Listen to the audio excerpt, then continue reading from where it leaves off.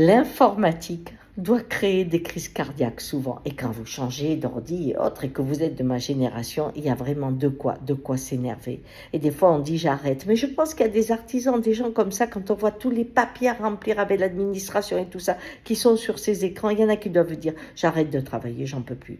Parce que cette relation à la machine est vraiment éprouvante. Mais alors, cette semaine, quand elle est tombée en panne et que les avions sont restés au sol, que les magasins, même à côté de chez moi, ne pouvaient plus commander quelque chose, je me suis dit, mais quel pouvoir ils ont, un pouvoir planétaire. Et qui a ce pouvoir? Quelques hommes.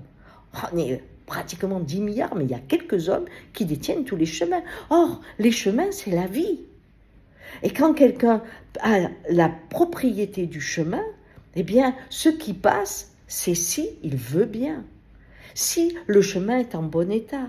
Alors, dans ces cas-là, je me suis dit, mais pourquoi les politiques n'ont pas profité de cette situation pour essayer d'encadrer ce qui aujourd'hui les dépasse? Et ce qui m'a étonné philosophiquement, c'est que ces chemins qui ont été créés, au départ, c'était les chemins de la liberté. On allait pouvoir communiquer, passer des trucs, plus d'informations, tout serait gratuit, etc., etc. Et en fait, je ne savais pas que c'était les chemins de la soumission que nous avions mis en place. Allez, bonne journée.